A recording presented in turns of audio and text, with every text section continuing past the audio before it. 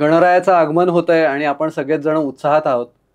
गणपती बाप्पाची पूजा कशी करायची, गणपती बाप्पाला निरोप देताना काय करायचं, नैवेद्य, फुलं, फळं या सगळ्याचबद्दल आपल्याला आता रील्सच्या माध्यमातून बरोबर चुकीची सगळी माहिती कॉन्फिडेंटली आपल्यापर्यंत पोहोचवण्यासाठी सगळेजण तयारच असतात. पण शास्त्रशुद्ध माहिती आपल्याला जर का समजून घ्यायची असेल तर आज आपल्याकडे धर्मशास्त्राचे अभ्यासक, पंचांगकर्ते गौरव देशपांडे आलेले आहेत. त्यांनाच आपण थेट सगळे प्रश्न विचारूया आणि गणपती बाप्पाचं जोरदार स्वागत करूया. नमस्कार. नमस्कार. तर गणपती बाप्पा मोरया असं म्हणतो आणि हा मोरया हा एक भक्त होता. तर ह्या भक्ताचं नाव देवाबरोबर जोडलं गेलं. हो. तर ह्याच्या मागची काय गोष्ट आहे नक्की? कारण खूप वेगवेगळ्या आख्यायिका कानावरती येतात. तर तुम्हीच सांगा की नक्की मोरया कसा आला? गणपतीचे जे उपासक आतापर्यंत होऊन गेले त्याच्यामध्ये मोरया गोसावी जे होऊन गेले चिंचवडला, ते अत्यंत महान भक्त गणपतीचे होऊन गेलेत. किंबहुना त्यांना गणपतीचा अवतारच त्या काळात म्हणलं जायचं. तर कसं असतं, भक्त वत्सल भक्ताभिमानी असं भगवंताला म्हणलेलं आहे. तो भक्त वत्सल पण असतो आणि भक्ताचा अभिमान म्हणजे भक्ताला सुद्धा त्याचं महत्व वाढवणारा सुद्धा भगवंत असतो. तर त्यामुळे लोकांनी जे त्यांचं नाव गणरायाला जोडलेलं आहे, मोरया गोसावी त्यांचं मुख्य नाव होतं. त्यांचं मूळ आडनाव देव असं आहे.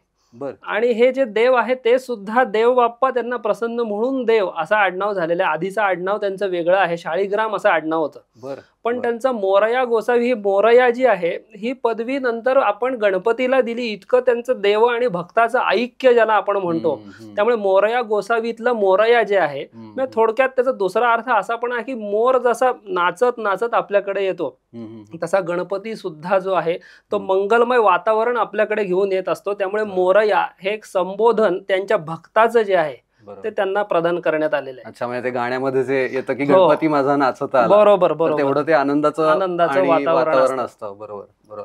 आणखीन एक प्रश्न मनामध्ये होता, अगदीच खरं तर तुम्ही कदाचित म्हणाल की हा काय प्रश्न आहे, पण असं होतं की आताच सगळी पिढी ही सिक्स पॅक ॲब्स आणि हेल्थ आणि ह्या सगळ्याशी कॉन्शियस असलेली पिढी आहे.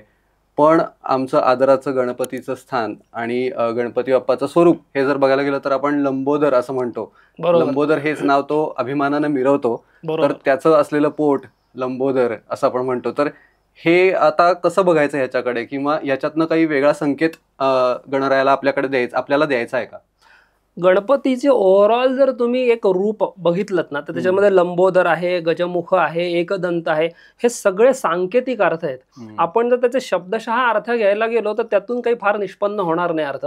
पण काही शब्द असे असतात ज्याचा एक वाच्यार्थ असतो आणि एक लक्षार्थ असतो. म्हणजे वाच्यार्थ झाला लंबोदर आणि लक्षार्थ जो सांगायचा आहे शास्त्राला तो फार वेगळा असतो. म्हणजे अतींद्रिय दृष्टी असलेल्या ऋषींनी त्यांच्या ज्या ऋतंभरा प्रज्ञेला जो स्फुरला तो अर्थ उपनिषदांमध्ये असेल, वेदांमध्ये असेल किंवा पुराणांमध्ये सांगून ठेवलाय. तर लंबोदर शब्दाची व्याख्या करताना मुद्गल पुराणामध्ये स्पष्ट करून सांगितली आहे की तस्योदरात समुत्पन्न नाना विश्वन्न संशया. हा जो लंबोदर आहे, गणपती बाप्पा आहे, त्याच्या उदरामधून अनंत ब्रह्मांडांची उत्पत्ती झालेली आहे. आता अनंत ब्रह्मांडांचा विस्तार किती आहे तुम्हाला सांगायला नको. आपली जी सूर्यमाला आहे त्याच्यामध्ये पृथ्वीचा जर विचार केला तर ती म्हणतात असं की कणा एवढी दिसते. तर अशी अनंत ब्रह्मांडांचं सृजन ज्यांनी आपल्या उदरामधनं केलेलं आहे, त्यामुळे त्याचं द्योतक म्हणून हे लंबोदर आहे. याचंच वर्णन एकनाथ महाराजांनी एकनाथी भागवतामध्ये तुझं माझी वासू चराचरा म्हणून पूजी जे लंबोदरा असं केलेलं आहे की सर्व चराचर सृष्टी ज्याच्या उदरातनं उत्पन्न झाली म्हणून तो लंबोदर. अशी एक सांकेतिक हे शब्द आहेत सगळे. आता भाद्रपदातल्या ह्या गणपतीच्या उत्सवाला म्हणजेच गणेश चतुर्थीला एवढं महत्व काय? कारण गणेश चतुर्थी म्हटल्यानंतर माघी गणेश चतुर्थी असते, संकष्टी चतुर्थी असते आणि चतुर्थीशी पण एक गणपतीचं वेगळं नातं आहे. तर हे नक्की काय आहे? भाद्रपदातली जी चतुर्थी आहे, वास्तविक चैत्रापासून फाल्गुनापर्यंत शुक्ल पक्षात विनायकी चतुर्थी आणि कृष्ण पक्षामध्ये संकष्टी चतुर्थी, ही प्रत्येक व्रत आहेत गणपतीची. पण भाद्रपदात विशेष महत्व का? तर भाद्रपद हा भद्रकृत्यांचा महिना म्हणून त्याला भाद्रपद म्हणलं जातं. भद्र म्हणजे जी कल्याणकारक मंगलदायक कृत्य आहेत त्यांचा महिना म्हणून तो भाद्रपद. तर ह्या भाद्रपदात आता आपला जो देश आहे, भारत देश हा कृषी प्रधान देश आहे. साधारण भाद्रपदामध्ये वर्षा ऋतू असतो आणि गणपती हा जो आहे हा विघ्ननाशकर्ता म्हणजे विघ्ननाशक किंवा विघ्नहर्ता सांगितलेला असल्यामुळे साधारणपणे शेतीवर येणारी येणारी संकट वगैरे सुद्धा या काळामध्ये येऊ नयेत, पीक पाणी उत्तम व्हावं, वर्षा ऋतूचा जो लाभ आहे तो गणेशाच्या प्रसादाने चांगला व्हावा, हे सुद्धा एक कारण आहे. कारण कृषीशी निगडीत आपला सगळा हा देश आहे, त्यामुळे या भाद्रपदामध्ये कोणतीही विघ्न येऊ नयेत देशावरती, हे सुद्धा एक कारण आहे. आणि दुसरं अत्यंत महत्वाचं कारण असं आहे की उत्तरायण आणि दक्षिणायन या ज्या दोन संज्ञा आहेत की सूर्य साधारण कर्क राशीत जेव्हा जातो 16 जुलैच्या आसपास, पुढचे 6 महिने मकर राशीत म्हणजे 14 जानेवारी पर्यंत सूर्याचं दक्षिणायन असतं. आणि दक्षिणायन आणि उत्तरायण या ज्या संज्ञा दिल्या धर्मशास्त्रामध्ये, त्यातली दक्षिणायन जे आहे हा दैत्यांचा दिवस आणि देवांची रात्र असं सांगितलंय, आणि उत्तरायण जो असतो तो देवांचा दिवस आणि दैत्यांची रात्र, असं 6-6 महिन्याचं ते चक्र आहे. तर त्यामध्ये दक्षिणायन जे आहे त्याच्यामध्ये दैत्य, आसुरी शक्ती, वाईट शक्ती ज्या म्हणतो आपण, त्या प्रबल असतात. त्यामुळे तुम्ही जर बघितलं की कोणतीही आक्रमणं किंवा युद्ध जी देवतांची झालेली आहेत ती साधारणपणे दक्षिणायनात झालेली आहेत. म्हणजे अगदी देवीचं युद्ध जे नवरात्रात झालेलं असेल, महिषासुराशी असेल, वेगवेगळे राक्षस, ते सगळं अश्विन महिना म्हणजे दक्षिणायन आहे. त्रिपुरासुराचा वध केला भगवान शंकरांनी, तो सुद्धा दक्षिणायनामध्ये केलेला आहे. मार्तंड भैरवाचं म्हणजे खंडोबाचं जे नवरात्र आहे, तर मणी आणि मल्ल दैत्यांचा वध केलाय, तो दक्षिणायनात केलाय. त्यामुळे आसुरी शक्ती या काळात ओव्हरऑलच बलवान असतात. तर त्यामुळे आपल्याकडे हे जे सगळे सणवार असतात, मग त्याला चातुर्मासाचं एक निमित्त देऊन प्रत्येक व्रत वैकल्य जी काही आहे ज्याच्यामध्ये आपण शुद्ध राहून सात्विकतेची जोपासना करण्यासाठी या सगळ्या उपासना आल्या. त्याच्यामध्ये ही एक भाद्रपदामध्ये गणपतीची उपासना सांगितली. आता तुम्ही जो प्रश्न विचारला चतुर्थीचं महत्व काय, तर आपल्याकडे कसं आहे माहिती का, देवांच्या या तिथी सांगितल्यात आणि वार हे ग्रहांचे सांगितलेले आहेत. म्हणजे मंगळवार हा गणपतीचा नाहीये, मंगळवार हा मंगळ ग्रहाचा आहे. बुधवार हा विष्णूंचा नसून बुध ग्रहाचा आहे. गुरुवार दत्ताचा नाहीये, गुरुवार हा बृहस्पती म्हणजे गुरुचा तो वार आहे. आणि तिथी ज्या आहेत त्यांचे स्वामी विशिष्ट देवता सांगितल्यात. म्हणजे शास्त्रामध्ये प्रतिपदा, द्वितीया, तृतीया, चतुर्थी अशा आपल्याला तिथींची नावं माहीत असतात. चंद्र कलेनी प्रकाशित होतो आणि पौर्णिमेला संपूर्ण 15-16 कलांनी युक्त असं चंद्रबिंब दिसतं, आणि त्यानंतर एक एक कला कमी कमी होऊन अमावस्येला तो दिसत नाही आपल्याला. तर त्यातली जी प्रत्येक कला आहे ती कला म्हणजे तिथी. म्हणजे प्रतिपदाला एका कलेने चंद्र प्रकाशित होतो म्हणून ती प्रतिपदा. तर त्या प्रतिपदेचा स्वामी अग्नी सांगितलेला आहे. द्वितीय तिथीचा स्वामी सांगितला ब्रह्मदेव, तृतीय तिथीचा सांगितले गौरी, आणि चतुर्थी तिथीचे स्वामी गणपती सांगितलेत. पंचमी तिथीचे सर्प नाग, षष्ठी तिथीचे कार्तिकेय, सप्तमीचे सूर्य, असं प्रत्येक तिथीच्या विशिष्ट देवता आहेत. पौर्णिमेचे अधिपती साक्षात चंद्रच सांगितलेत, अमावस्येचे अधिपती पितर सांगितलेत. तर चतुर्थी तिथीचा स्वामीच गणपती असल्यामुळे गणपतीची सगळी जी काही व्रत शास्त्रात आली आहेत ती तुम्हाला कधी षष्ठीला दिसणार नाहीत, सप्तमीला नाही, अष्टमीला नाही, फक्त चतुर्थी या तिथीलाच दिसतात. आणि या तिथीला पूजन केल्याचं सुद्धा एक विशेष फळ काही ग्रंथांमध्ये सांगितले. भविष्य पुराणामध्ये विनायकम समभ्यर्च चतुर्थ्याम यदुनंदन असं सांगितलंय. म्हणजे चतुर्थीला जर विनायकाची पूजा केली तर सर्व विघ्न विनिर्मुक्तो असं त्याचं फळ दिलेलं आहे की सर्व विघ्नांपासून मुक्तता होते आणि धनधान्य समृद्धी भरभराट प्राप्त होते. इतकं चतुर्थीला गणपतीच्या पूजेचं महत्व आहे. त्याचप्रमाणे ही जी शुक्ल चतुर्थी आहे विनायकी आणि कृष्ण संकष्टी यांच्या मूर्ती सुद्धा तुम्हाला मोरगावच्या गणपतीच्या देवळामध्ये या मूर्ती सुद्धा पाहायला मिळतील. म्हणजे चतुर्थी म्हणजे काय नक्की, तर त्यांच्या सुंदर प्रतिमा मोरगावच्या मंदिरामध्ये आहेत. म्हणजे बरेच वेळा असं वाटतं ना आपल्याला की कशामुळे आलंय माहित नाही, पण आपण सहज विश्वास ठेवतो. तर मग मनामध्ये काही वेळा असं होतं की मनामध्ये का हा प्रश्न येतो.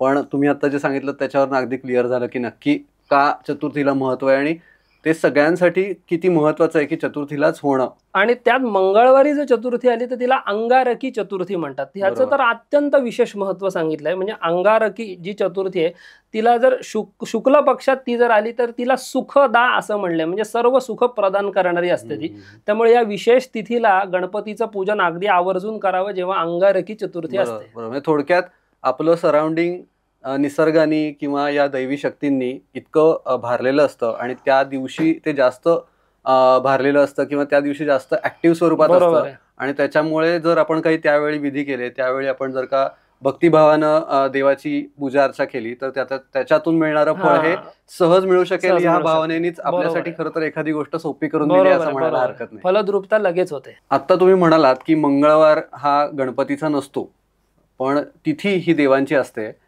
पण मागे एकदा असं झालं होतं की अनंत चतुर्दशी मंगळवारी आली होती आणि असे मेसेजेस फिरले होते की हा तर गणपतीचा वार आहे, मग या दिवशी विसर्जन नाही करायला पाहिजे वगैरे वगैरे वगैरे. तर हे अशा वेळी काय करायचं? म्हणजे मग गणपतीचा वार असून विसर्जन करायचं नाही करायचं नक्की काय? मुळात वार जो आहे, मी मगाशी सांगितलं की वार हे ग्रहांचे आहेत. म्हणजे मंगळवार हा गणपतीचा नसून मंगळ ग्रहाचा वार आहे. चतुर्थी ही तिथी गणपतीची आहे.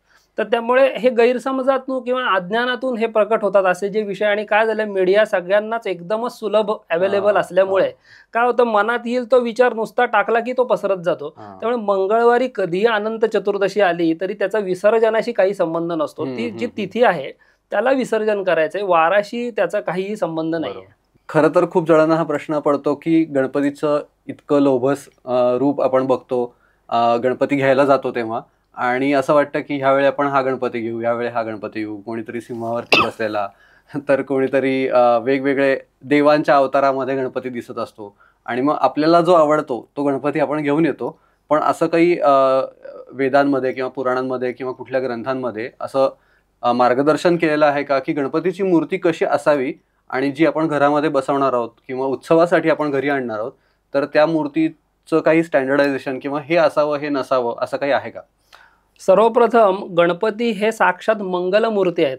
तुम्ही जर आरती बघितलीत समर्थ रामदासांनी रचलेली, तर मंगलमूर्ती शब्द आलेला आहे. तर मंगलमूर्ती म्हणजे काय, त्या मूर्तीकडे बघता क्षणीच तुम्हाला आनंद झाला पाहिजे अशी ती मूर्ती असणं आवश्यक आहे. त्याचप्रमाणे शास्त्रात त्याचे डायमेन्शन पण दिलेले आहेत. तुम्ही जेव्हा घरी एखाद्या मूर्तीची प्राणप्रतिष्ठा करून पूजा करता तेव्हा ती किती लांबीची किंवा किती उंचीची असावी हे सुद्धा सांगितलेलं आहे. शास्त्रकार सांगतात, अंगुष्ठ पर्वात आरभ्य वितस्तिम यावदेव तू गृहेषु प्रतिमा कार्या नाधिका शस्यते बुधैही. अंगठ्याच्या पेरापासून उंचीची ते 1 वितीपर्यंत इतक्या उंचीची प्रतिमा तुम्हाला घरी मूर्ती पूजन करता येते. त्याच्यापेक्षा जास्त ज्या असतात उंचीला तशा मूर्ती घरामध्ये पूजन त्याचं करू नये. त्याचप्रमाणे आता ही गणेशोत्सवात जी आपण पूजा करत असतो ती पार्थिव सिद्धिविनायक सांगितले. पार्थिव म्हणजे पृथ्वी तत्वापासून जी बनलेली आहे ती पार्थिव. तर त्या मूर्तीची जेव्हा विशेषतः आपण शाडू मातीची मूर्ती आणणं अभिप्रेत आहे याच्यामध्ये, कारण ज्याचं आपण पूजन करतो नंतर विसर्जन करतो ती पूर्णपणे त्याच्यामध्ये विरघळणं आवश्यक असतं. प्लॅस्टर ऑफ पॅरिस सारख्या मूर्ती ज्याच्यामध्ये आपण ज्याचं पूजन करतो त्याच मूर्तीची नंतर विटंबना होत असते. कारण एखादा अवयव त्यातला जर विरघळला गेला नाही तर त्याची विटंबना आपणच आपल्या हातून करत असतो, नकळत होत असतं. त्यामुळे विशेषतः पवित्र नद्यांमधली माती, तुम्ही जर वाराणसी वगैरे मध्ये गेलात तर गंगेतली पवित्र माती आणून त्याच्यापासूनच मूर्ती तयार करण्याची तिथेही पद्धत आहे अनेक ठिकाणी. तर शाडू मातीची विशेषतः मूर्ती आपण करावी. आणि त्याचं जे ध्यान शास्त्रामध्ये सांगितलं, अगदी आपण अथर्वशीर्षामध्ये सुद्धा रक्तलंबोदरम शूर्पकर्णकम रक्तवाससम असं जे सगळं त्याचं ध्यान आहे, म्हणजे त्याचं हातामध्ये पाश अंकुश असावेत, एका हातामध्ये मोदक असावा, एका हाताने आशीर्वादाची त्याची मुद्रा असावी, नागाचं जानवं नाग यज्ञोपवीतिनम असं एक ध्यान त्याचं सांगितलंय. तर अशा सगळ्या ध्यानांनी युक्त अशी ती मूर्ती असणं अभिप्रेत आहे. त्याचबरोबर पद्मासन घातलेली मूर्ती असावी, कारण वेगवेगळ्या उभ्या असतात, कधी लोडला टेकलेल्या असतात, म्हणजे वेगवेगळ्या पोजेस असतात. तर त्यामुळे सुखासनामध्ये पद्मासनामध्ये बसलेली अशी जी मूर्ती आहे आणि प्रसन्न मुद्रा असलेली अशा मूर्तीचं आपण पूजन करणं अभिप्रेत आहे. त्याचबरोबर रक्तवर्णाची जर मूर्ती असेल तर अतिशय उत्तम. आपण जर अथर्वशीर्ष बघत गेलात तर रक्तवर्ण हा ओव्हरऑलच गणपतीला अत्यंत प्रिय आहे. त्यामुळेच त्याला शेंदूर जो लावतो आपण तो त्याच्यासाठीच आहे. तर अशी मूर्ती जर मिळाली तर उत्तम. विशेषतः आता काय होतं, याची एक विटंबना अनेक ठिकाणी होत असते. म्हणजे गणपती हा मुळात शोचा विषय नाहीये. काही ठिकाणी मुगाच्या डाळींचा किंवा चॉकलेटचा गणपती असेल तर अशा पद्धती, काही ठिकाणी गणपतीला गॉगल काय घातलेला असतो. तर अशा पद्धतीने आपणच आपली जी देवता आहे, जिला आपण सन्मान श्रद्धा जिच्यावर ठेवणं अभिप्रेत आहे, तिची नकळत विटंबना करतोय आपण. तर त्यामुळे मूर्ती शास्त्रात दिल्याप्रमाणे असणं अत्यंत आवश्यक आहे. आणि बरेच वेळा अजून एक विचार किंवा चर्चा होते की उजव्या सोंडेचा डाव्या सोंडेचा, तर त्याच्याबद्दल जरा सांगू शकता? उजव्या सोंडेचा जो असतो तो सिद्धिविनायक सांगितलेला आहे आणि त्याची जी पूजन करायचं आहे शास्त्रामध्ये त्याचे नियम जरा कडक सांगितलेले असतात. त्यामुळे डाव्या सोंडेच्या गणपतीची सामान्यतः जी प्रतिमा आहे ती शिष्टाचारानुसार, म्हणजे आपल्याकडे अनेक परंपरेनुसार हे चालत आलेलं आहे. त्यामुळे त्यानुसार डाव्या सोंडेची शक्यतो मूर्ती असणं अतिशय उत्तम आहे. आता महत्वाचा विषय म्हणजे प्राणप्रतिष्ठा. तर ह्याला अशी ठराविक काहीतरी वेळ असते का? कारण हल्ली आता सगळ्याच मिरवणुका आणि हे सगळं बघता अनेकांकडे तर गणपती संध्याकाळी वगैरे पण बसतो. तर मनामध्ये शंका येते की हे खरंच काय, म्हणजे योग्य वेळ कोणती आणि कोणत्या वेळेमध्येच ते व्हायला पाहिजे, याचा काही नियम आहे का? चतुर्थीला जी आपण भाद्रपद शुक्ल चतुर्थीला जी गणपतीची प्राणप्रतिष्ठा करणारे पार्थिव सिद्धिविनायकाची, तर वास्तविक हे व्रत 1 दिवसाचं आहे, पण आपल्याकडे परंपरेनुसार 1.5, 3, 5, 7, 10 असं आहे. पण त्याची प्राणप्रतिष्ठा जी चतुर्थीला करायची असते ती तुम्ही कधीही सूर्योदयापासून ते मध्यान्ह काल संपेपर्यंत, म्हणजे साधारण 1:30 ते 1:45 वाजेपर्यंत दुपारी केव्हाही करू शकता. त्याला धर्मशास्त्रात तसा आधार दिलेला आहे की चतुर्थी गणनाथस्य मातृविद्धा प्रशस्यते मध्यान्ह व्यापिनी चेत्स्यात परतश्चेत परेहनी. मध्यान्ह कालाला अत्यंत महत्व आहे. मध्यान्ह काल जो चतुर्थीचा असतो तो साधारणपणे सकाळी 11:15 ते दुपारी 1:30 1:45 पर्यंत असतो. त्याच्यात विशेष पूजन करायला सांगितलंय, पण प्राणप्रतिष्ठा तुम्ही सूर्योदयापासून मध्यान्ह काल संपेपर्यंत आपापल्या गुरुजींच्या मार्गदर्शनाखाली केव्हाही करू शकता. हां, आता तुम्ही गुरुजींच्या मार्गदर्शनाखाली म्हणल्यावरती मला एक प्रश्न विचारावा वाटतो की मध्ये ते खूप असं आलं होतं ना की सीडी लावा आणि गणपतीची पूजा करा, किंवा एखादी कॅसेट लावा आणि आता आता रील्स असतील किंवा कोणीतरी माहिती सांगेल तर गुरुजींना बोलवून ती पूजन करणं का घरच्या घरी आपलं आपण करायचं जर असेल तर त्याच्यासाठी काही मार्गदर्शन तुम्ही करू शकाल का? आता गणपतीची जी पूजा करायची आहे ना त्याला 16 उपचार अर्पण करायचे असतात. तर 16 उपचार अर्पण करताना त्या प्रत्येक उपचाराचे काही मंत्र आहेत विशेष, आणि त्यातले जे जाणकार असतात ते गुरुजी असतात नेहमी. तर त्यामुळे कसं असतं, आपण एखाद्या साधं जिमला जातो तिथे सुद्धा ट्रेनर असतो आपल्याला शिकवायला. तर तुम्हाला एवढी प्राणप्रतिष्ठा जर करायची असेल तर त्यातला जो जाणकार आहे अशा वैदिक पुरोहिताला आपापल्या गुरुजींना घरी बोलवावं त्या दिवशी आणि विधिवत त्याची प्राणप्रतिष्ठा केली जाणं आवश्यक आहे. काय होतं, सीडी आणि कॅसेट लावल्याने तुम्हाला फक्त आवाज येत असतो. मंत्रांची जी शक्ती आहे ती श्वासातनं प्रकट होत असते नेहमी. सीडी कॅसेट मधनं श्वास बाहेर येत नसतो, फक्त आवाज येत असतो. बरोबर, स्पंदन महत्त्वाची आहेत. स्पंदन जी आहेत ती श्वासातनं बाहेर येत असतात. जो ब्राह्मण त्याचं उच्चारण मंत्रांचं करत असतो त्या उच्चारणातून आणि श्वासातनं ती व्हायब्रेशन्स ज्याला आपण म्हणतो ती बाहेर येतात. त्यामुळे विधिवत जाणकार गुरुजींना आपल्या घरी बोलवावं आणि या मूर्तीची विधिवत प्राणप्रतिष्ठा आपण करून घ्यावी. आणि समजा जर गुरुजी येणं शक्य नसेल, कारण खूप गुरुजी बिझी असतात, पोहोचत नाहीत, आणि मग गणपती तर बसवायचा आहे आणि बरेच जण असे आहेत की जे आपापल्या पद्धतीनं गणपतीची पुस्तकात वाचून पूजा करतात आणि प्राणप्रतिष्ठा करतात.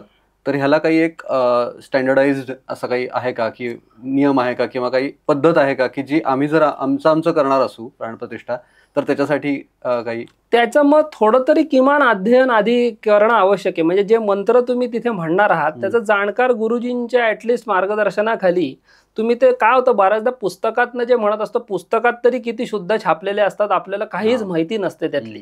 त्यामुळे ऍटलिस्ट एखाद्या जाणकाराकडे जाऊन थोडंसं समजून जरी विषय घेतला, पण मुख्य पक्ष मी सांगितलं तसं गुरुजींना घरी पाचारण करून ते करणं हाच आहे. अगदीच आपत्काल आहे, काहीच मिळत नाहीये, अशा वेळेला ती प्राणप्रतिष्ठा राहून जाईल त्याच्यासाठी या सीडी आणि कॅसेटची योजना आहे फक्त. अच्छा अच्छा. पण म्हणजे असं कोणतं स्पेसिफिक पुस्तक किंवा चातुर्मासाचं पुस्तक कसं असतं घरी ज्याच्यात कथा असतात, तर तसं पूजनाचं काही पुस्तकं आहे त्याच्यामध्ये की ज्याच्यामध्ये प्राणप्रतिष्ठा विधी सगळा दिलेला असतो पुराणोक्त पद्धतीने, पण तो सुद्धा जाणकाराकडून समजून घेतल्याशिवाय ऑथेंटिकेट करणं गरजेचं आहे की बाबा हे बरोबर आहे का. बरोबर, कारण आता म्हणणं मांडणारे लिहिणारे हे खरंच किती ज्ञानी आहेत याच्यावर शंका आहे, कारण कंटेंट अबंडंट आहे. रील्सच्या स्वरूपात, व्हिडिओच्या स्वरूपात सगळेच जण काहीतरी आपलं ज्ञान लोकांपर्यंत पोहोचवतात आणि त्यात चुकीचं काहीतरी घडायला नको एवढीच फक्त एक बरोबर आशा असते. आत्ताच तुम्ही उल्लेख केलात की षोडशोपचारे पूजा करायची, तर ते षोडशोपचारे पूजा करत असताना हे 16 उपचार नक्की कोणते असतात आणि ते कसे करायचे? म्हणजे 16 उपचार म्हणजे काय आहे, सर्वप्रथम यथा देहे तथा देवे या भावनेने आपण भगवंताची पूजा करायची. आपण कसं आपल्या देहाला सगळे उपचार करून घेत असतो तसंच देवतेला वागवायचे, म्हणजे ती भक्ती निर्माण होत असते. नवविधा भक्ती जी सांगितली त्याच्यामध्ये 5वी भक्ती ही अर्चन भक्ती. अर्चन म्हणजे पूजन करणं. मग ते पूजन कसं करायचंय त्याच्यामध्ये 16 उपचार आहेत. त्याच्यामध्ये आवाहन, आसन, पाद्य, अर्घ्य, आचमन, स्नान, वस्त्र, यज्ञोपवीत, गंध, फूल, धूप, दीप, नैवेद्य, प्रदक्षिणा, नमस्कार आणि मंत्रपुष्प असे हे 16 उपचार आहेत. तर त्यांनी पूजा करायची. समजा 16 उपचारांनी शक्य नाहीये, तेवढा वेळ नाहीये आपल्याकडे, सध्या आपल्याकडे वेळेची मर्यादा असते अनेकदा, तर त्यामुळे पंचोपचार पूजा सुद्धा करता येते. पंचोपचारामध्ये प्राणप्रतिष्ठा झाल्यानंतर गंध, फूल, धूप, दीप आणि नैवेद्य, हे 5 उपचारांनी जरी आपण केले भक्तिभावाने, याच्यात भक्तीला खूप महत्व आहे. गीतेमध्ये जे सांगितले, पत्रम पुष्पम फलं तोयम यो मे भक्त्या प्रयच्छति. भगवंत सांगतात, पत्र असेल, पुष्प असेल, फळ, फूल, फक्त जो मला भक्तीने अर्पण करेल त्याचा मी स्वीकार करत असतो. म्हणजे थोडक्यात सोपं करून दिलंय. षोडशोपचार नसतील जमत, पंचोपचार करा, पण करा आणि भक्तिभावाने करा, हे जास्त महत्वाचं. आणि तुम्ही ते स्पेसिफिक सांगितलं त्याच्यामुळे अजूनच क्लिअर झालं. तुम्ही आता जो गंधाचा उल्लेख केला, तर त्या गंधाबद्दल आणि धुपाबद्दल मला शंका होती की बऱ्याच जणांना असा प्रश्न पडतो की गंध गणपतीच्या मूर्तीला लावताना ते कुठे लावायचं, कोणत्या बोटाने लावायचं. त्याच्यात गंधामध्ये पण प्रकार असतात. कोणी चंदन उगाळून लावतं, कोणी अष्टगंध आणतं. अष्टगंध कोणत्या ब्रँडचा, आणि ह्याच्यामध्ये पण विचारतात की त्याच्यातले इन्ग्रेडियंट्स, कारण शेवटी जसं कापूर आणि भीमसेनी कापूर याच्यात फरक असतो. तेवढं एक सांगू शकाल की ज्या गंधाचं किंवा धुपाचं? आता गंध जे आहे आपल्याकडे, तुकाराम महाराज सांगतात, गोपीचंदन मुद्रा धारणे आम्हा लेणे वैष्णवा. आपल्याकडे साधारणपणे हिंदू संस्कृतीत स्नान केल्यानंतर कपाळी गंध लावायची पद्धत आहे, परंपरा आहे. तर ते जसं आपण आपल्या देहाला लावतोय तसंच ते ईश्वराला पण अर्पण करायचंय. त्याच्यामध्ये विशेषतः अष्टगंध जे आहे ते देवतेला अत्यंत प्रिय आहे. त्या अष्टगंधामध्ये वेगवेगळ्या प्रकारची शुद्ध द्रव्य असतात. बऱ्याच जणांना हे माहिती नसतं की देवता परत्वे सुद्धा अष्टगंध वेगवेगळी द्रव्य सांगितलेत. म्हणजे देवीचा अष्टगंध वेगळं आहे, शंकराचं वेगळं आहे, सूर्याचं वेगळं आहे, विष्णूंचं वेगळं आहे, तसं गणपतीचं अष्टगंध पण वेगळं सांगितलेलं आहे. म्हणजे ती द्रव्य शास्त्रामध्ये सांगताना केशरम रोचना मांसी कस्तुरी अगरुस तथा सुचंदनम तथा मुस्था रक्तचंदनम अष्टमम, असं हे गणपतीचं अष्टगंध सांगितले. म्हणजे त्याच्यामध्ये केशर, रोचना म्हणजे गोरोचन, मावसी म्हणजे जटा मावसी जी वनस्पती आहे, नंतर कृष्णागरू नावाची एक अतिशय सुगंधी वनस्पती असते, रक्तचंदन आहे, मुस्था आहे, त्यानंतर म्हणजे वाळा थोडक्यामध्ये, आणि अशा 8 द्रव्यांचं जे मिश्रण आहे हे गणपतीचं अष्टगंध सांगितलंय. तर ते जर आपल्याला द्रव्य त्याची स्वतंत्र मिळाली तर घरच्या घरी सुद्धा आपण हे अष्टगंध करू शकतो. आता ते लावायचे कसं, समजा ही द्रव्य तुम्हाला मिळाली नाही तर त्याच्यात प्रशस्तो मलयोद्भवा असंही सांगितलंय. म्हणजे समजा ही काही अष्टगंध मिळालंच नाही तर सरळ देवतेला चंदन उगाळून लावावं. मलयोद्भवा म्हणजे चंदन, तर ते चंदन सुद्धा देवतेला अत्यंत प्रिय आहे. आता हे लावायचंय कसं, तर देवाला गंध लावताना नेहमी अनामिकेने, म्हणजे करंगळी शेजारचं जे बोट असतं, रिंग फिंगर, तर त्याने देवतेला गंध लावायचं असतं. स्वतःला जेव्हा गंध लावत असतो आपण तेव्हा मधल्या बोटाने लावायचं असतं. पितरांना लावताना पहिल्या बोटाने, म्हणजे तुम्ही बघा श्राद्ध विधीमध्ये पिंडाला वगैरे जेव्हा गंध लावतो तेव्हा पहिल्या बोटाने लावत असतो. बऱ्याचदा अज्ञानाने आपल्याला काही माहित नसतं, आपलं नुसतं गंध लावत सुटतो आपण असं कुठल्याही बोटाने. त्यामुळे जे काही आपण करतोय त्याला किमान थोडंसं शास्त्र प्रामाण्याचा जर विचार केला तर अनामिकेने हे गंध लावणं अभिप्रेत आहे. त्याचबरोबर शुद्ध हळद, हळकुंडापासून बनवलेली, रंग नाही, आणि कुंकू सुद्धा बघा तुम्ही हल्ली जे मिळतं ना ते गुलालासारखं ते नंतर रंग चिकटतं. केमिकलचं कुंकू कधीही वापरू नये. शुद्ध प्रकारचं कुंकू मिळतं. त्यामुळे हरिद्रा म्हणजे हळद आणि कुंकू हे उपचार सुद्धा गणपतीच्या ज्या रिद्धी सिद्धी पत्नी असतात त्यांना अर्पण करायला सांगितले. अशा प्रकारे सर्व द्रव्य शुद्ध असावीत. आणि धूपाचा जो तुम्ही उल्लेख केला तर धूपामध्ये सुद्धा अनेक प्रकार आहेत. अमृत धूप, विजय धूप, दशांग धूप, अष्टांग धूप, अनेक प्रकार आहेत. त्याच्यामध्ये कस्तुरी, नंतर अनेक प्रकारची अशी द्रव्य आहेत. तर तो द्रव्यांचा एकत्रित करून तो धूप बनत असतो. 8 द्रव्य असतील ते अष्टांग होतो, 10 द्रव्य असतील की दशांग धूप होत असतो. तर आता एवढी द्रव्य सध्या मिळत पण नाहीत, आणि काही काही द्रव्य त्यातली लुप्तप्राय म्हणजे वनस्पती कुठे आहेत आपल्याला कळत नाही. तर अशा वेळेला शुद्ध गुग्गुळाचा जो धूप असतो, म्हणजे आपण कोळसा किंवा गाईची गोवरी असते देशी गाईची, ती पेटवून त्याच्यावर शुद्ध गुग्गुळाची धुपाची पावडर जी असते ती टाकावी, त्याला खरं धूप म्हणतात. तर तो धूप दाखवायचा सुद्धा कसा देवाला, त्याचं शास्त्र आहे. देवाच्या समोरून किंवा देवाच्या डावीकडून तो धूप दाखवायचा असतो. देवाच्या उजवीकडून कधी धूप दाखवू नये असं सांगितलंय शास्त्रामध्ये. समोरून किंवा डावीकडून धूप हा उपचार, मग तुम्ही जे काही धूप कांडी ओवाळत असाल ती सुद्धा तशी ओवाळावी त्या पद्धतीने. उभं राहायची जागा पण, उभं राहायला तुम्ही समोरून पूजा करू शकता, फक्त ओवाळताना देवाच्या डावीकडून किंवा समोरून तो धूप देवाला दाखवावा. म्हणजे आता लक्षात येतंय की आता आपल्या बोलण्यातनं जाणवतंय की आपण एखादी गोष्ट, आता गणपती आपल्याकडे येणार आहे तर मग ती लगबग, आणि ती फक्त मूर्ती येणार नसून आपल्याकडे पाहुणा येणार आहे. जर आपला आवडीचा व्यक्ती कोणीतरी येणार असता तर जी आपण लगबगीने सगळी तयारी केली असती, त्याला काय आवडतं बरोबर हे सगळं विचारतोच ना आपण. तर तसंच ही माहिती जर का जाणून घेतली, त्याला काय आवडतं, त्याला कोणता रंग आवडतो, बरोबर आहे, कोणत्या रंगाची फुलं आवडतात, आणि मग हे तितक्या आत्मीयतेने जर झालं तर खरंच गणपती पावेल आणि खरंच गणपती आपल्या घरी येऊन राहील असं वाटतं. आणि मग ते मानणं न मानणं राहणारच नाही, तर तो आलाय आणि तेवढंच आपण आदबीनं सगळं करू, प्रेमानं करू, आणि मग त्यातून खरंच जास्त स्पंदनं त्याच्याकडून आपल्याकडे चांगली येतील. तर आता विषय निघाला तसाच की फुलाचा. आता तुम्ही जसं म्हणलात तसं गंध किंवा धूप झालं, पण फुलं सुद्धा आपण म्हणतो की जास्वंद किंवा कमळ असतं. तर अशी कोणती ठराविक फुलं आहेत का की जी फुलं गणपतीला आवडतात, तर त्याची काही एक यादी किंवा असं काही आहे? फुलांमध्ये साधारणपणे बघा, रक्तवर्णाची जी फुलं असतात, जास्वंद आपण तर माहितीच आहे, गणपतीला प्रिय आहे. आणि जे काही लाल रंगाचं आहे ते सर्व गणपतीला प्रिय असं सांगितलंय.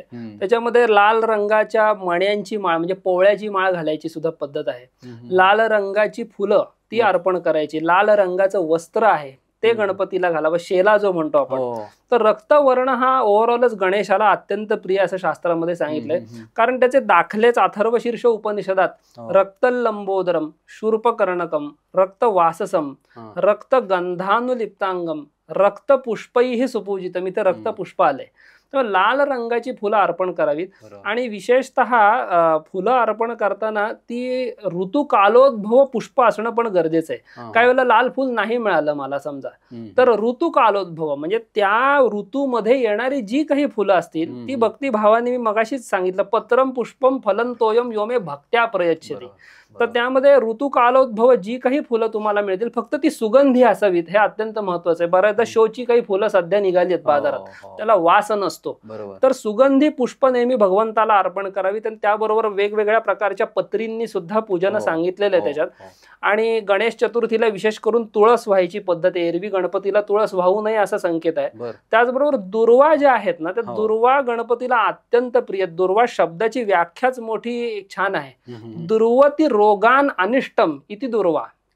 रोगांचा किंवा अनिष्ट म्हणजे विघ्नांचा नाश जी करते ती दुर्वा.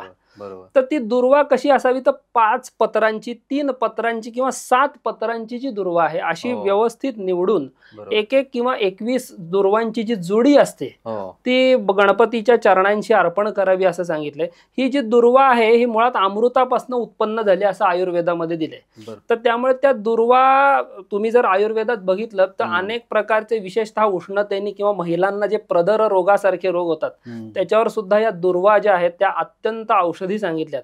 त्यामुळे प्रत्येक प्रकारची पत्री ही सुद्धा औषधच आहे एक प्रकारचं. त्यामुळे निसर्गाच्या तुम्ही जास्तीत जास्त जवळ जायचं या माध्यमातून, हे सुद्धा बाप्पा आपल्याला शिकवत असतो. त्यामुळे दुर्वा भक्तिभावाने अर्पण करण्यामध्ये सुद्धा हे एक शास्त्र आहे. बरोबर. थोडक्यात पत्री आणण्याच्या निमित्तानं आपण निसर्गाच्या जवळ जाऊ, ते शोधू, तोडू, आणि आता सगळं विकत मिळत जरी असलं तरी सुद्धा खरं तर प्रयोजन ते होतं. बरोबर. आता तुम्ही दुर्वांचं सांगितलं की 3, 5 आणि 7 ना, अशी पत्री म्हणजे त्याला ती निवडायची एक पद्धत आहे. बरोबर. म्हणजे मुळासकट ज्या मिळतात त्या घरी आणून निवडायला लागतात. तसाच्या तशा उचलून अर्पण करायच्या नसतात. कारण खूप जणांकडे असं होतं की आणल्या दुर्वा किती व्हायच्या, त्याची पानं किती असायला पाहिजे, तर 3, 5 आणि 7 असं ते असायला. बरोबर. पंचत्रिपत्र संयुक्त असं म्हणलंय. पंचत्री किंवा सप्त अशी ती पत्र असावीत त्याच्यामध्ये पानं. आता तुम्ही जो उल्लेख केलात की 21 दुर्वा किंवा 21 दुर्वांची जोडी असायला पाहिजे, नैवेद्यामध्ये सुद्धा 21, सगळीकडे 21 हा आकडा गणपतीच्या बाबतीत खूप महत्वाचा आहे असं आपण ऐकतो.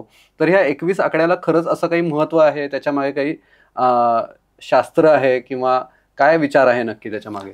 21 हा जो आकडा आहे, न्यायशास्त्राचा जर तुम्ही अभ्यास केला तर त्याच्यामध्ये 21 दुःखांनी असं म्हणलंय. 21 प्रकारची दुःख सांगितलेली आहेत जीवाला. जो जीव इथे जन्माला येईल त्याला 21 प्रकारची दुःख भोगायला लागतात. त्याच्यामध्ये षड विषय, षड इंद्रिय, षड बुद्धी हे झाले साहित्रिक 18. त्यानंतर शरीर, सुख आणि दुःख हे सगळं मिळून 21 प्रकारची दुःख असतात. प्रत्येक जीवाला. तर 21 संख्येत अर्पण का करायचंय, तर मोक्षाच्या आड, आत्मज्ञान प्राप्तीच्या आड ही 21 दुःख येत असतात नेहमी जीवाला. कुठे ना कुठे तो अडकत असतो. षड इंद्रिय असतात, आपली मन असेल, बुद्धी असेल, विषय असतात, वासना असतात, त्याच्यात अडकलेला असतो. तर 21 संख्येत अर्पण करण्यामागे हेतू असा आहे की आपण ज्या सगळ्या दुःखात जे अडकलेलो आहोत ती गणेशाच्या चरणी पूर्ण अर्पण करायचे, त्याला शरण जायचे, सरेंडर व्हायचंय पूर्णपणे. आणि मग खरं गणेश तत्व जे आहे आपल्या सगळ्यांच्या शरीरामध्ये विद्यमान. कारण गणेश शब्दाचा अर्थ काय होतो की कोणाकोणाचं, सगळे जे जन्माला आले, जीव जातानाम ईशहा असं त्याची व्याख्या केलेली आहे की या ब्रह्मांडात जो जो म्हणून जीव जन्माला आलेला आहे त्या प्रत्येकाचा ईश, ईश म्हणजे स्वामी, तो म्हणजे गणेश. तर त्याचं जर तुम्हाला दर्शन पाहिजे असेल तर ही 21 म्हणजे 21 प्रकारची जी दुःख आहेत ती बाजूला केल्याशिवाय तुम्हाला खरं आत्मतत्व जे आहे गणेश त्याचं दर्शन होणार नाही. त्याच्यात तुम्हाला आता एक रेफरन्स निघाला म्हणून सांगतो. गणेश हा आद्य देव सांगितलेला आहे. आद्य देव म्हणजे काय, तुम्ही जर पुराणांमध्ये बघितलं तर गणपतीची स्तुती सगळ्यांनी केलेली दिसते तुम्हाला, स्तोत्र वगैरे. पण गणपतीने कोणाची स्तुती केलेली अशी स्तोत्र आढळत नाहीत. कारण हा ओंकार प्रधान रूप गणेशाचे हे तिन्ही देवांचे जन्मस्थान असं तुकाराम महाराज म्हणतात. म्हणजे ब्रह्मा विष्णू महेश यांची उत्पत्ती सुद्धा या गणपतीपासून झालेली आहे. तो आद्यादी आद्य देव जो आपण म्हणतो तो हा गणपती आहे. त्यामुळे तो आत्मस्वरूप आहे, आपल्या शरीरात सगळ्यांच्या विद्यमान आहे तो. तर त्यासाठी हे 21 दुःख बाजूला सारून खऱ्या आत्मतत्वाचं दर्शन म्हणजे गणपतीचं तुम्हाला होऊ शकतं. अथर्वशीर्षात मूलाधारो स्थितोसी नित्यम म्हणतात, बरोबर, ते तशा अर्थाने गणपती आपल्यामध्ये शरीरात असतोच. बरोबर. तर आता 21 पत्रींचा उल्लेख झाला, तर त्या 21 पत्रींमध्ये मुख्यत्वे करून मांदार किंवा शमी किंवा केवडा तर हे अर्पण केलं जातं गणरायाला. तर ह्याला काही वेगळं महत्व आहे किंवा याचं वेगळं काही फळ असतं का, किंवा हेच का अर्पण करायचं? 21 प्रकारच्या वेगवेगळ्या पत्री दिल्या. त्याच्यामध्ये बेलाचं पान असेल, जाईचं पान असेल, शमी, मांदार, केवडा अशा वेगवेगळी यादी आणि त्याचं स्वतंत्र फळ पण दिलेलं आहे धर्मशास्त्र ग्रंथामध्ये. जर केवडा अर्पण केला तर प्रसन्नता प्राप्त होते. म्हणजे पूजकाला, गणपती तर प्रसन्नच आहे मंगलमूर्तीच असल्यामुळे, पूजकाला प्रसन्नता प्राप्त होते. त्यानंतर शमी वाहिल्याने पापनाश होतो असं सांगितलंय. आणि मांदारचं जे झाड आहे ते त्याचं जर काही अर्पण केलं आपण तिथे पत्री तर त्यांनी रागद्वेषांचं उच्चाटन होतं असं सांगितलंय. म्हणजे ही जी 21 प्रकारची पत्री आहे त्याची स्वतंत्र फळं आहेत, जेणेकरून तो पूजक शुद्ध व्हावा, सात्विक व्हावा. हे सगळं तिथे बघा 21च आकडा आहे. मगाशी जी मी सगळी दुःख सांगितलेत 21 ती निर्मूलन व्हावीत असाच त्याच्यामध्ये एक प्रकारचा उदात्त हेतू आहे, काहीतरी कारणासाठी आहे. बरोबर. आणि आपण नकळत म्हणजे आता प्रेमापोटी आपण करतो की केवड्याचं चांदीचं पान, चांदीच्या दुर्वा, पण हे भक्तीनी भावानी लोक आणतात. पण शेवटी निसर्गातून जे मिळालेलं आहे त्याचा जो केवड्याचा सुगंध पसरतो त्यांनी एक प्रसन्न वातावरण निर्माण होतं आणि तेही अपेक्षित आहे. म्हणजे घरातलं माळ्यावरचं किंवा कपाटातनं काढून बरोबर ते प्रतीक म्हणून व्हायला काही हरकत नाही, पण निसर्गातून आणलेलं तेवढंच महत्वाचं आहे. कारण त्याच्यातून खरं तर स्पंदन निर्माण होणार आहे, त्याच्यातून मंगलमय वातावरण निर्माण होणार आहे. आता अत्यंत महत्वाचा विषय म्हणजे गणपतीला अर्पण करत असलेला नैवेद्य. म्हणजे सोनपापडी पासून ते अगदी अनेक गोष्टी आपण चॉकलेट पर्यंत सगळं आपण करतो. देव प्रेमाने ते खातही असेल, पण असं काही शास्त्रांमध्ये आहे का की गणपतीला आवडणारा हा प्रसाद तुम्ही जर अर्पण केलात तर अत्यंत उत्तम, असं काही आहे का? नैवेद्य हा जो शब्द आहे त्याचा अर्थ पहिला जाणून घेणं महत्वाचं आहे. निवेदनीयम द्रव्यंतन नैवेद्यमिति कथ्यते. जे आपण भक्तिभावाने निवेदन करतो देवाला त्याला नैवेद्य असं म्हणतात. तर हा नैवेद्य जो आहे तो 5 प्रकारचा असणं आवश्यक आहे अशा शास्त्रामध्ये दिले. त्याच्यामध्ये भक्षम भोज्यंच लेह्यंच चोष्यम पेयंच पंचमम असं सांगितलंय. भक्ष, भोज्य, लेह्य, चोष्य आणि पेय असे 5 प्रकारला पंचपक्वान्न असं म्हणतात. तर 5 प्रकारचा भक्ष, भक्ष म्हणजे काय, आपण जे चावून खाणारे पदार्थ आहेत, म्हणजे भाजणीचे वडे, त्यानंतर पोळी असेल, भाकरी असेल, त्याला भक्ष म्हणतात. भोज्य म्हणजे भात वगैरे जे आहेत, साखरी भात असेल त्याला भोज्य म्हणतात. लेह्य म्हणजे चाटून खाण्यासारखे पदार्थ, म्हणजे चटणी असेल, पंचामृत असेल त्याला लेह्य म्हणतात. चोष्य म्हणजे चाखून खाण्यासारखे पदार्थ, त्याला आंबा वगैरे सारखे जे आहेत. आणि पेय म्हणजे त्याच्यामध्ये खीर असेल, ताक असेल, हे सगळे जे आहेत हे 5 प्रकारची जी पक्वान्न आहेत त्याला पंचपक्वान्न असं म्हणतात. तर तसा नैवेद्य सर्व प्रकारचा गणरायाला अर्पण करावा. आता त्याच्यामध्ये गणपतीला प्रिय काय पदार्थ आहेत याची यादी अतिशय सुंदर पद्धतीने गुरुचरित्र ग्रंथामध्ये आलेली आहे. म्हणजे गुरुचरित्रामध्ये आपल्या सगळ्यांनाच माहिती की रावणाने तपश्चर्या करून आत्मलिंग जे शंकराकडून मिळवलं ते तो लंकेला घेऊन चालला होता. तर विष्णूंनी गणपतीला सांगितलं की बाबा हा जर लिंग तो तिकडे घेऊन गेला तर हा अमर होईल, तर काहीतरी कारण कडून मध्ये विघ्न आणायचं आपल्याला. आणि हे शिवलिंग आता जे गोकर्णला आहे स्वयंभू शिवलिंग आत्मलिंग, तर ती ही कथा गोकर्ण महात्म्यामध्ये आलेली आहे गुरुचरित्रामध्ये. तर विष्णूंनी गणपतीला सांगितलं की तू जा आणि याच्यात काहीतरी विघ्न आणायचंय. तर गणपतीने तेव्हा विष्णूंना सांगितलं मी जातो पण मला आवडीचे पदार्थ द्या म्हणे तुम्ही खायला.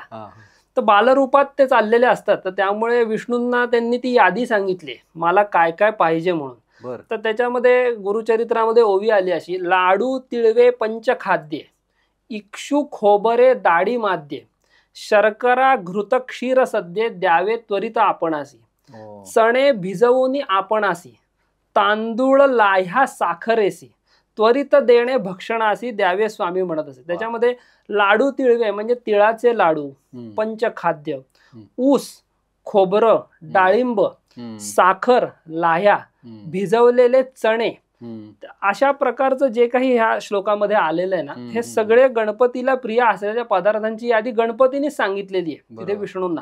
तर त्या आपण जो नैवेद्य दाखवतो अति सोपे पदार्थ येते, म्हणजे त्याला काही विशेष रेसिपी वगैरे नाहीये. तर ते घरच्या घरी आपण ते दाखवू शकतो. आणि काहीच मिळालं नाही तुम्हाला तर नैवेद्यस्य अभावे तू फलान्यपि निवेदयत.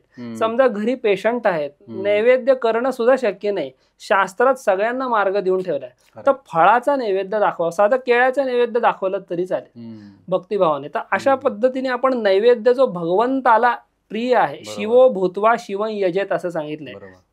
त्यामुळे भगवंताला प्रिय असलेल्या वस्तू आपण त्याला अर्पण करून त्याची कृपा आपण संपादन करून घेऊ शकतो. परत आता नैवेद्य कसा दाखवायचा, आपण बघाल नैवेद्य दाखवताना सुद्धा अत्यंत हास्यास्पद मुद्रा अनेक लोक करत असतात. त्याच्यामध्ये प्रथम मंडल चौकोनी करायचं असतं, त्याच्यावरती ते जे ताट आहे, जे काही आपण नैवेद्य ज्यात वाढलंय ते ठेवायचं असतं, आणि सत्यंतवरतेन परिशिंचामी असं म्हणून पाणी फिरवायचं असतं त्याभोवती.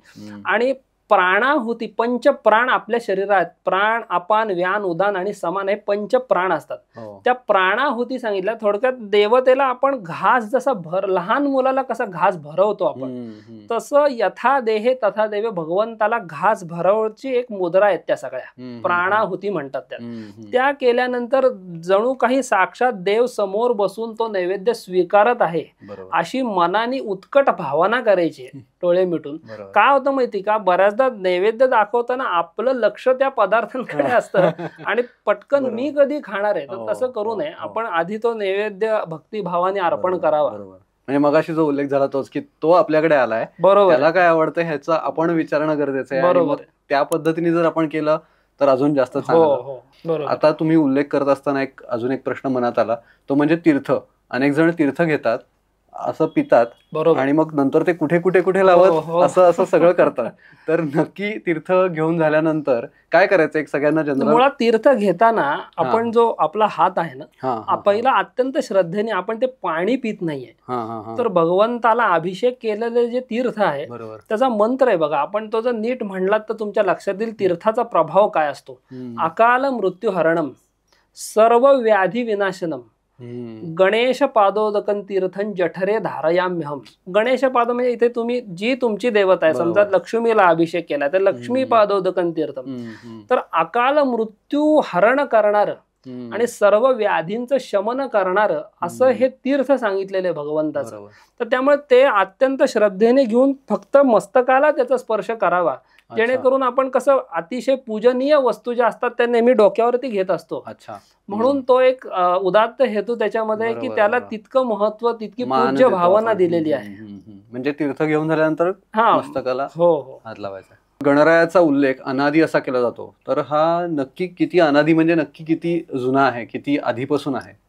गणपतीचे उल्लेख जे आहेत हे वेदांमध्ये सुद्धा सापडतात. आपण आता साधा मंत्र गणानान्त्वा गणपतीम हवामहे हा ऋग्वेदातला आहे. यजुर्वेदामध्ये सुद्धा काही गणाश्रिय स्वाहा वगैरे मंत्र आलेले आहेत. अथर्वशीर्ष उपनिषदात गणेश गायत्रीच आलेला आहे. एकदंताय विद्महे वक्रतुंडाय धीमहि तन्नो दंती प्रचोदयात. त्यामुळे वेदांमध्ये तर हे उल्लेख आलेलेच आहेत. त्याचप्रमाणे पुराणांमध्ये जे व्यासांनी रचलेली पुराण आहेत त्यामध्ये विशेष करून ब्रह्मवैवर्त पुराण असेल, ब्रह्मपुराण आहे, पद्मपुराण आहे, लिंग पुराण आहे, त्याच्यामध्ये गणपती विषयक आख्यायिकांचे उल्लेख आलेलेच आहेत. त्याचबरोबर मुद्गल पुराण आणि गणेश पुराण हे स्वतंत्र ही दोन पुराण गणपतीच्याच लीलांचं वर्णन करणारी ही निर्माण झालेली आहेत. त्याचप्रमाणे स्मृतींमध्ये सुद्धा याज्ञवल्क्य स्मृती आहे, पराशर स्मृती आहे, त्याच्यामध्ये गणपतीचं वर्णन आलेलं आहे. याज्ञवल्क्य स्मृतीत विशेष करून गणपती कल्प नावाच्या प्रकरणामध्ये गणपतीचं पूजन जर विशिष्ट दिवशी केलं तर त्यांनी श्री प्राप्ती म्हणजे लक्ष्मी प्राप्ती होते, विघ्न निवारण होतात असं सांगितलेलं आहे. त्याचप्रमाणे गृह्य सूत्रांमध्ये सुद्धा याचा उल्लेख आलाय. बौधायन गृह्य सूत्रामध्ये मासी मासी चतुर्थ्याम शुक्ल पक्षस्य पंचम्याम वा गणेशोद्देशेन विनायकस्य बलिम हरेत असं सांगितलं. आणि त्याच्या कामना पण देतात ते, म्हणजे प्रत्येक महिन्याच्या चतुर्थीला गणपतीच्या उद्देशाने जर पूजन केलं तर पशुकामो, रिद्धिकामो, सिद्धिकामो म्हणजे तुम्हाला जी काही कामना असेल त्या कामनेची पूर्ती तुम्हाला होईल असं बौधायन ऋषी सांगतात. त्यामुळे अनादी कालापासून ही गणपतीची उपासना या पृथ्वी तलावर चालत आली. ही 100-200 वर्षातली उपासना नाहीये. किंवा बऱ्याच जणांना असं वाटतं की गणपती ही उपासना वेदात उल्लेख नाही, तर मी आत्ताच सांगितलं त्याचे वेदांमध्ये, पुराणात सगळीकडे स्मृतींमध्ये उल्लेख आलेले आहेत. म्हणजे किती वर्ष जुना तर तो खूपच अनादीच आहे. कारण वेद जे आहेत ते अपौरुषेय सांगितले, ते कोणी असे मनुष्यानी किंवा ऋषींनी लिहिलेले नाहीयेत, अपौरुषेय आहेत ते. भगवंताच्या निश्वासामधनं जी निघाले त्याला म्हणतात वेद. त्यामुळे ही अनादी सृष्टी जेव्हा उत्पन्न झाली तेव्हापासनं हे सगळं आहे. आत्ताच तुम्ही म्हणलात की मनामध्ये काहीतरी कामना असतात आणि त्या कामना पूर्तीसाठी गणरायाची स्तुती आवाहन आपण करायला हवं. तर आता त्याच्याचकडे मी थोडासा वळतो की गल्लोगल्ली नवसाला पावणारे राजे आता आहेत, माणसांनीच ठरवलेले आहेत, पण काय नक्की आहे हे नवसाला पावणं? किंवा देवाकडे आपण काहीतरी मागणं मागत असतो आणि ते देवाने पूर्ण करावं ह्याच्यासाठीच तर खरं तर ते असतं. तर कोणत्या भावनेनी ह्या सगळ्याकडे पाहायला हवं? नवस सायास जे प्रामुख्याने आपण करत असतो ना, त्याच्यावर तुकाराम महाराजांनी खूपच एक ताशेरा ओढलेला आहे. तुकोबा म्हणतात, नवसे कन्या पुत्र होती तरी का करणे लागे पती. तर त्यांनी अतिशय लॉजिकल ह्याच्यामध्ये सांगितलेलं आहे की भगवंताला तुम्ही प्रार्थना करा मनोभावे, पण नवस हा जो एक प्रकार आहे ना तो व्यवहार होतो आणि ते एक प्रकारचे ऋण असतं भगवंताचं आपल्यावरती. मग बऱ्याचदा तो नवस जर फेडला गेला नाही तर त्याचे वेगवेगळ्या पद्धतीने त्रास होतात. असं अनेक संतांच्या चरित्रामध्ये सुद्धा असे काही प्रसंग आलेत. कारण जसं आपण बँकेकडनं लोन घेतलं आणि हप्ते नाही भरले तर ती नोटीस घरी येत असते आपल्याला. त्यामुळे शक्यतो एक तर नवस करताना 10 वेळा विचार करावा आणि तो असेल तर आवाक्यातला करावा आपल्या. बऱ्याचदा असे काहीतरी आपण भावनेच्या भरात बोलून बसलेलो असतो, मग नंतर लक्षात राहत नाही आपल्या. शक्यतो नवस करू नयेत. आणि नवसाला पावणं वगैरे काय असतं तर जिथे मंत्र घोषांनी युक्त अशी पूजन एखाद्या मूर्तीवर सदा सर्वदा होत आलेलं आहे त्या मूर्तीमध्ये नकळत देवत्व येत असतं. म्हणजे मूर्तीशास्त्रानुसार जिथे अत्यंत शुचिरभूतता पाळली जाते, म्हणजे आपण साधं तिरुपती बालाजीला आज गर्दी का असं जर म्हणलं तर एक तर तिरुपतीचं दर्शनच कित्येक फुटांवर नाही, आपला श्वास सुद्धा तिथे पडत नाही मूर्तीवरती. त्यामुळे मूर्तीशास्त्रामध्ये जे नियम सांगितलेत, आज एखादी व्यक्ती तुम्ही जर उभे राहिला तर तुम्हाला जर 1000 जण पायाला स्पर्श करून गेले तर आपल्याला कसं वाटेल? बरोबर. तर त्यामुळे तसं मूर्तीला सुद्धा शक्यतो स्पर्श करू नये. कारण आपण अशुद्ध अवस्थेत असतो, अनेकदा बाहेरून वेगवेगळ्या व्यक्तींचे स्पर्श झालेले असतात. अशा अशुद्ध वातावरणातनं, प्रदूषणातनं येऊन जर आपण गणरायाला किंवा कुठल्याही मूर्तीला स्पर्श केला तर त्याच्यात जे देवत्व असतं ते हळूहळू कमी होत असतं. त्यामुळे तुम्ही जर विशेषतः कर्नाटक, तामिळनाडू इकडे जर गेलात तिथे मूर्तींना पुजाऱ्यांशिवाय कोणीही स्पर्श करत नाही. त्याचं कारणच हे की त्याच्यातलं देवत्व टिकवून ठेवणं हा त्याच्यातला एक मुख्य उद्देश आहे. त्यामुळे अशा ज्या मूर्ती असतात जिथे सतत मंत्रांचे अभिषेक चाललेले आहेत, वेदवाणीचं जिथे पठण श्रवण तिथे चाललेलं आहे तिथे नॅचरल ती स्पंदनं तशी तयार होतात, ज्याला आपण पॉझिटिव्हिटी म्हणतो सध्याच्या काळामध्ये. आणि ती तुम्हाला नवसाला किंवा तुमच्या ज्या काही प्रार्थना असतात त्याला ती त्वरित प्रतिसाद देत असते. म्हणजेच ते नवसाला पावणं असतं. बरोबर बरोबर. म्हणजे गणपतीला जर आपण श्रद्धेने काहीतरी मागितलं तर तो देणार आहे, आणि जर ते आपल्यासाठी योग्य नसेल तर तो नाही देणार आहे. इतक्या सरळ भावनेने आपण खरं तर त्याच्याकडे काहीतरी मागावं. आणि आता गणपतीचं स्वरूप ह्याच्याकडे थोडंसं मला विचारायला वाटतं की काळानुरूप गणपती उत्सवाचं म्हणजे गणेशोत्सवाचं स्वरूप बदलत चाललंय. आणि आता अशी स्पर्धा असते की आवाज ज्याचा जास्त त्याचा मान जास्त, त्याचा उत्सव मोठा, किंवा तर त्याला कशा पद्धतीने तुम्हाला काय वाटतं ह्याच्याबद्दल? आता गणपतीला जे सगळे उपचार अर्पण करायचे त्याच्यात काही राजोपचार सुद्धा असतात. म्हणजे त्याच्यामध्ये ढोल ताशे वगैरे हे सगळे जे उपचार म्हणजे काय राजोपचार. एखाद्या राजाला जसे काही वेगवेगळे उपचार अर्पण करतो असं भगवंताला, पण त्याचा किती अतिरेक करावा हे सुद्धा तुम्ही आधी ठरवून घेतलं पाहिजे.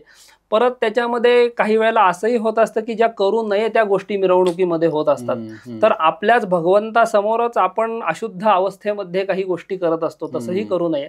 आणि सर्वात महत्वाचं, भगवंताची जी प्राप्ती होत असते, जी कृपा होत असते ती परम शांतीमधून प्राप्त होत असते. ती कधी प्राप्त होते तर पतंजल योग सूत्रामध्ये पतंजली सांगतात की निर्विचार वैशारद्य अध्यात्म प्रसादा. तुम्ही जेव्हा निर्विचार होता साधनेने शून्यावरती येतात तेव्हा अध्यात्म प्रसाद म्हणजे त्या गणरायाची गुरुची कृपा तुम्हाला तेव्हा होत असते. म्हणजे कोलाहलाच्या एक्झॅक्ट विरुद्ध तुम्हाला इथे सांगितलंय की जिथे परमशांतीत शून्यावरती यायचंय तुम्हाला. तर अशा पद्धतीने जर तुम्हाला जायचं असेल तर तुमच्या वरती गुरुची किंवा गणपतीची कृपा होणार आहे. त्यामुळे कोलाहलातनच वेळ काढून थोडासा एक निर्विचार मन करावं. आपल्या घरी जी गणपतीची मूर्ती बसवलेली निर्विचार मनाने तिथे बसावं काही काळ आणि त्याच्याशी तादात्म्य संबंध जोडावा, जेणेकरून खरा एक आत्मस्वरूपामध्ये तो जो विद्यमान आहे त्याचं दर्शन या गणेशोत्सवाच्या निमित्ताने होऊ शकतं.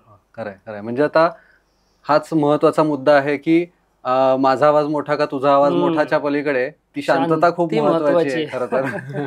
पण आपण चढाओढ वेगळ्याच पद्धतीची लागलेली असते.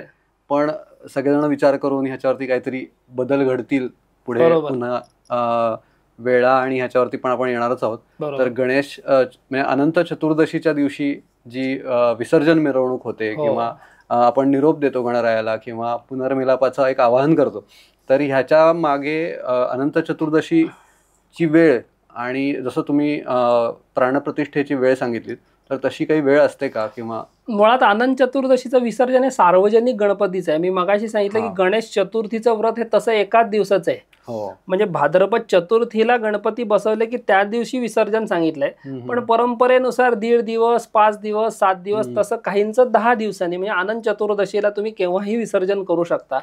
आता विसर्जन करताना सुद्धा त्याच्यामध्ये अनेक प्रकार आलेले आहेत. मूर्ती दान करणं असेल की तुम्ही ते निसर्गाला काहीतरी हानी होते या मूर्तींमुळे, तर खरं कुठं विसर्जन करायची मूर्ती, काही जण काय म्हणजे वेगवेगळ्या पद्धती निघालेल्या आहेत. कोणी काही गाईड करत असतं त्यानुसार.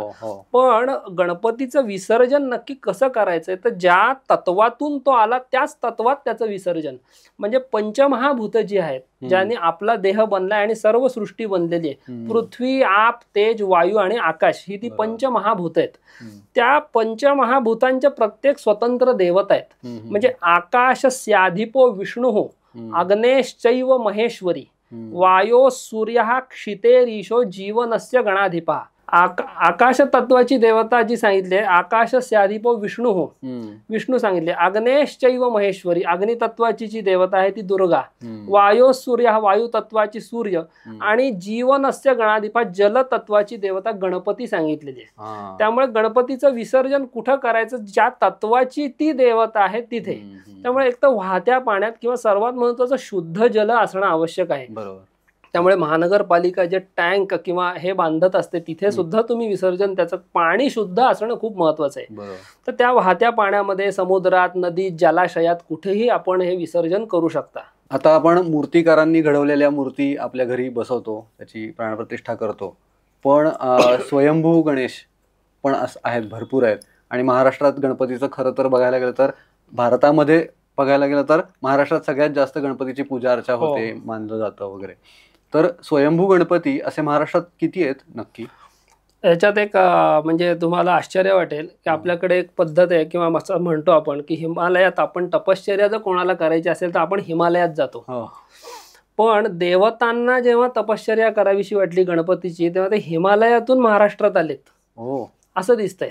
त्याच्यामध्ये सर्वप्रथम जे त्रिपुरासुर वधामध्ये यश मिळेना भगवान शंकरांना, तेव्हा त्यांनी महागणपतीची स्थापना केली, ती म्हणजे श्री क्षेत्र रांजणगावला.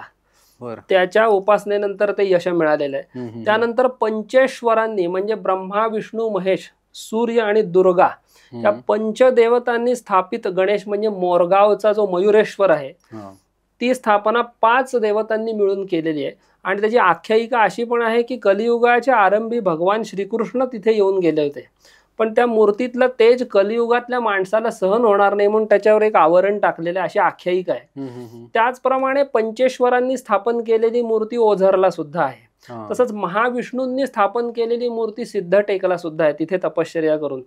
पार्वतीला हिमालयात करवेना म्हणून ती इकडे महाराष्ट्रात आली गणेशाची तपश्चर्या करायला, ते म्हणजे लेखनाद्री पर्वतावर, म्हणजे आत्ताचा जो लेण्याद्री आहे ज्याला आपण गिरिजात्मज म्हणतो, तर ते साक्षात पार्वती मातेने स्थापन केलेलं असं ती गणपतीची मूर्ती आहे. तसं वेगवेगळ्या देवतांनी स्थापन केलेले, इंद्रांनी स्थापन केलेली मूर्ती यवतमाळ जिल्ह्यामध्ये आहे.